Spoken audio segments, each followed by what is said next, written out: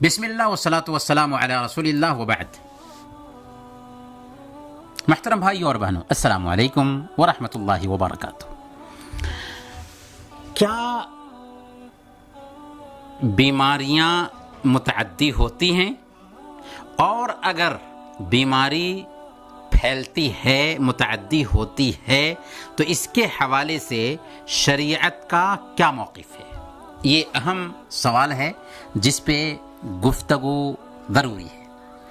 دیکھیں، اللہ کے نبی صلی اللہ علیہ وسلم کی حدیث ہے، لا عدوى ولا طیرہ، بیماری متعدی نہیں ہوتی اور نہ ہی بدفعلی کی کوئی حقیقت ہے. اس حدیث سے عام طور پر یہ استدلال کیا جاتا ہے کہ بیماری سرے سے متعدی ہوتی ہی نہیں. حالانکہ اس حدیث میں اصل میں زمانے جاہلیت کے اس عقیدے کی نفی کی گئی ہے جس عقیدے کی بنیاد پر یہ کہا جاتا تھا کہ بیماری خود بخود متعدی ہوتی ہے، اس میں اللہ کی مشیت کا دخل نہیں ہوتا. ہم کہتے ہیں کہ بیماری ایک سے دوسرے تک منتقل ہو سکتی ہے، لیکن اس میں اللہ کی مشیت کا دخل ہوگا تب. اسی لیے اللہ کے نبی صلی اللہ علیہ وسلم نے بھی ہمیں بیماری سے بچاؤ کے اسباب اختیار کرنے کا حکم دیا. آپ نے فرمایا، فر من المجذوم فرارک من الاسد، کہ کوڑھی سے ایسے ہی بھاگو جیسے تم شیر سے بھاگتے ہو.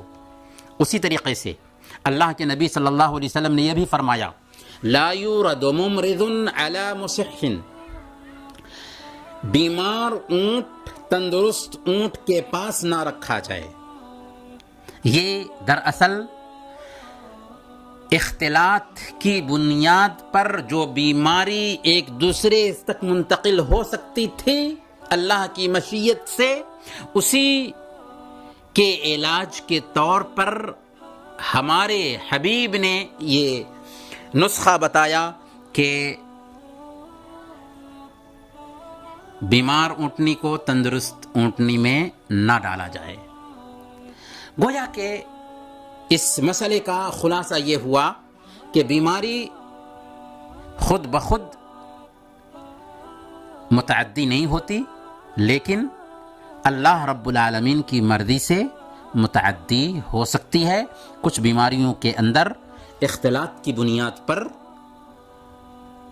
اٹھنے بیٹھنے کی بنیاد پر، ایک ساتھ رہنے کی وجہ سے تعدی آ سکتی ہے، جیسا کہ کرونا وائرس کے بارے میں کہا جاتا ہے. تو اس میں اسلام نے نفی نہیں کی ہے کہ بیماری خود بخود متعدی نہیں ہوتی، بیماری کے اندر تعدی پایا ہی نہیں جاتا، بلکہ اللہ کی مشیت اور اس کی مرضی سے تعدی ہو سکتی ہے، ایک بیماری دوسرے تک منتقل ہو سکتی ہے. اس لیے اس حوالے سے اسلام کا موقف یہ ہے کہ اگر کہیں پر کوئی ایسی بیماری پیدا ہوتی ہے جو ایک دوسرے سے منتقل ہو رہی ہو، تو وہاں پر اسلام یہ کہتا ہے کہ اگر کسی بستی میں یہ بیماری آئی ہے تو اس بستی سے نہ نکلیں اور اس بستی میں جانے سے بھی پرہیز کریں. صحیح بخاری کی روایت ہے، حضرت عمر فاروق رضی اللہ تعالی عنہ صحابہ کرام کے قافلہ کے ساتھ شام کا سفر کرتے ہیں. آپ کو پتہ چلتا ہے جب شام کے قریب ہوئے تو یہ معلوم ہوا کہ شام میں وبائی بیماری طاعون نے جڑ پکڑ رکھا ہے. صحابہ کرام سے مشورہ کیا، یہاں تک کہ فیصلہ ہوا کہ ہم شام نہیں جائیں گے.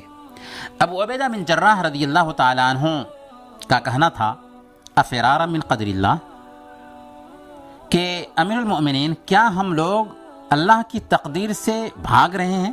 اللہ نے اگر لکھا ہوگا بیماری آنا تو بیماری آ جائے گی، ہم اللہ کی تقدیر سے کیوں بھاگ رہے ہیں؟ تو امیر المومنین عمر فاروق رضی اللہ تعالیٰ عنہ نے کہا تھا کہ اے ابو عبیدہ بن جراح، ہم لوگ اللہ کی تقدیر سے اللہ کی تقدیر کی طرف بھاگ رہے ہیں، نفر من قدر اللہ الی قدر اللہ۔ ذرا تم بتاؤ، ایک آدمی اپنے جانوروں کو لے کر کے آتا ہے، ایک وادی میں اترتا ہے اور وہاں پر دو چراگاہ ہے، ایک سرسبز و شاداب ہے اور ایک خشک ہے۔ تو اگر وہ سرسبز و شاداب والی جگہ پر بکری کو چراتا ہے یا جانور کو چراتا ہے تو کیا یہ اللہ کی تقدیر سے نہیں چرائے گا؟ اصل میں سمجھانا یہ چاہ رہے تھے کہ یہ بھی ہم اللہ کی تقدیر سے ایسا کر رہے ہیں کہ ہم شام داخل نہیں ہوں گے، کیونکہ شام میں طاعون کی بیماری آئی ہوئی ہے۔ اس وقت حضرت عبد الرحمن بن عوف رضی اللہ تعالیٰ عنہ نہیں تھے، کہیں اپنے کام سے گئے تھے، اتفاق سے پہنچتے ہیں تو اللہ کے نبی صلی اللہ علیہ وسلم کا ایک فرمان سناتے ہیں۔ انہوں نے اللہ کے نبی صلی اللہ علیہ وسلم کی ایک حدیث سنائی جو حضرت عمر فاروق رضی اللہ تعالیٰ عنہ کے فیصلے کی موافقت کر رہی تھی۔ حدیث یہ تھی کہ اذا سمعتم بالطاعون بارض فلا تقدموا علیہ واذا وقع بارض وانتم بها فلا تخرجوا فرارا منها، کہ اگر تم طاعون کے بارے میں سنو کہ کسی سرزمین میں آئی ہوئی ہے تو وہاں پر مت جاؤ، اور اگر تم کسی سرزمین میں ہو اور وہاں پر طاعون کی بیماری آ جاتی ہے تو وہاں سے مت نکلو۔